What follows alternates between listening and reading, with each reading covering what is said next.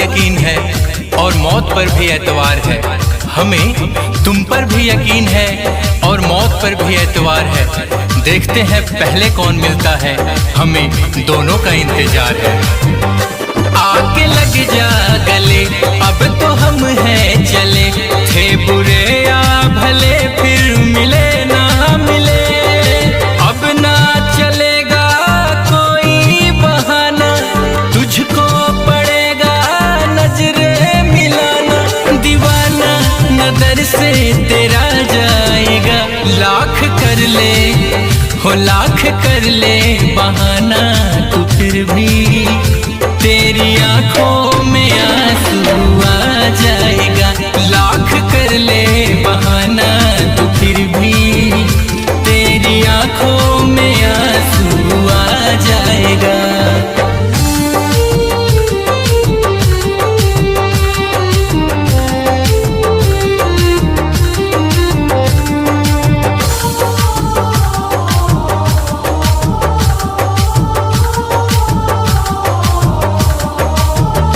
वक्त है ये नहीं अब तो इनकार का, आके दे इंतहाए सनम प्यार का।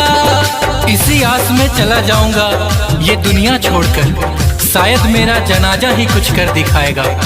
क्या पता तुम भी चली आओ दौड़कर, क्या पता तुम भी चली आओ दौड़कर, जब तेरे पास मेरी मौत का पैगाम आएगा। वक्त है ये नहीं अब तो इनकार का, आके दे इंतहाए सनम प्यार का।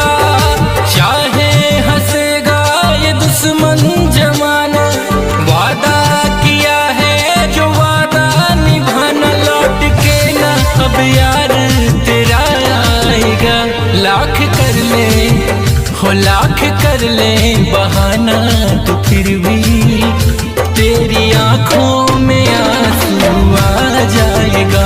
लाख कर ले बहाना, तो फिर भी तेरी आंखों में आंसू आ जाएगा। सज के जनाजा जो तेरी गली से, सज के जनाजा जो तेरी गली से, जिस दिन मेरा जाएगा।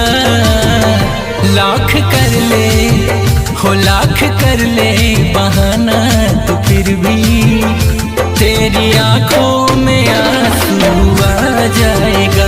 लाख कर